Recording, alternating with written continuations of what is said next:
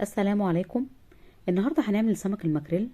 وطبعا سمك الماكريل من الاسماك الدهنيه الغنيه باوميجا 3، بيحتوي على نسبه عاليه من الفيتامينات والمعادن وغني بالبروتينات، وطبعا بيعمل على تحسين صحه القلب والاوعيه الدمويه. بصوا هنعمله هيبقى جامد قوي. شجعوني باحلى لايك، ويلا نسمي بسم الله.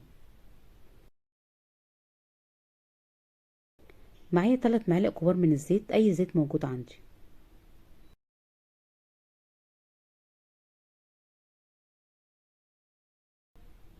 هضيف عليهم معلقه كبيره من عصير الليمون، معلقه كمون صغيره، معلقه كزبره ناشفه صغيره، نص معلقه فلفل اسود، معلقه كبيره من الملح. هضيف عليهم معلقتين كبار من الخل، نص معلقه كبيره من الثوم المفروم،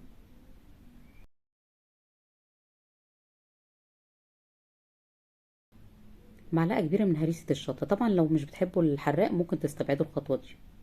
هخلطهم بقى مع بعض كويس قوي.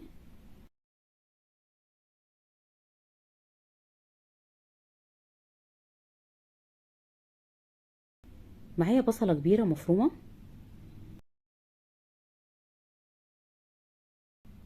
قرن فلفل رومي متقطع مكعبات، طماطميه كبيره متقطعه مكعبات،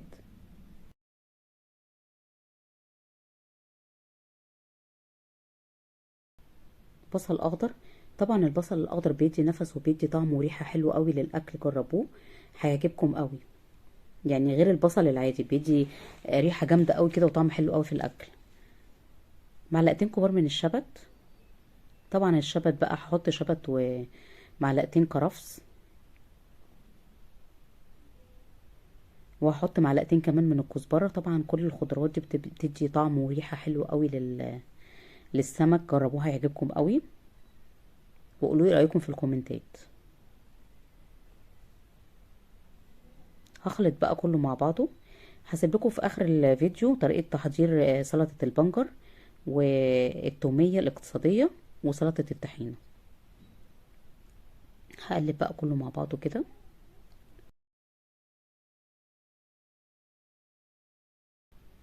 وهحط معاهم شويه من التتبيله،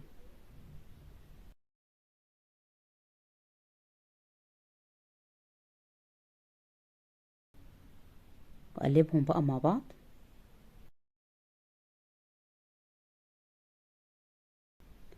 طبعا السمك اللي هعمله النهارده ممكن للناس اللي عامله دايت بس نقلل الزيت شويه يعني. هكون جايبه السمك المكريل، اغسله بملح وليمون وخل، ويبقى معاه بيلمع كده بالشكل ده. السمكه تبقى جامده متبقاش طريه كده. هقلبه على الناحيه التانية كده واعمل فيه فتحات عشان ادخل فيه التتبيله.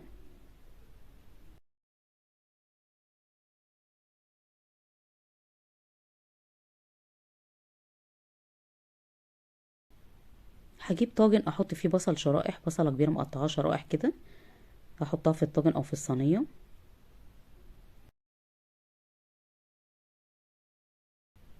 هحط شويه من الخلطه. عايزه اقول لكم الطعم بتاع البصل والخلطه دي لما بينزل بقى عليهم اقدام من السمك بيبقى طعمه تحفه. يتغمس بقى بالعيش كده، يتاكل مع رز صياديه، بيبقى طعمه حلو قوي. هحشي السمك بقى. هحشي بقى السمكية كلها كده بالراس. انا سبت الراس والديل عشان يعني بحب شكل السمك كده لما تبقى السمكة كاملة. لو حابين تقطعوه ممكن تقطعوه.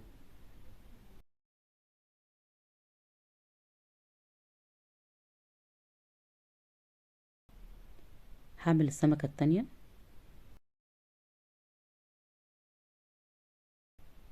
وهصب عليهم بقية التتبيلة.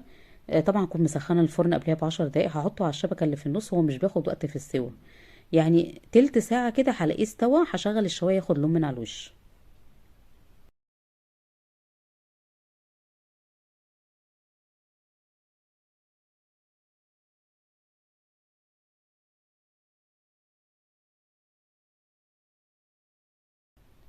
هصب عليه بقى معلقة كبيرة من عصير الليمون، واحط بقى باقي الخلطة كده عليه،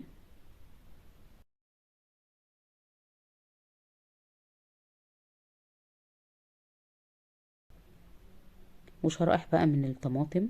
وزيني بقى براحتك، حطي فلفل اخضر فلفل احمر زي ما تحبي. هحط شرائح ليمون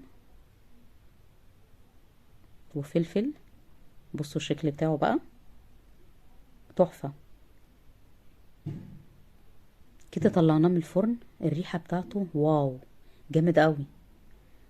ولا الطعم بقى، بصوا حاجة كده جامدة قوي. لو عجبكم الفيديو اعملوا لايك واشتركوا في القناة، متنسوش تفعلوا الجرس عشان يوصلكم كل جديد، وضيفوا بقى اصحابكم وحبايبكم وشرفوني. يلا كده ندوق مع بعض.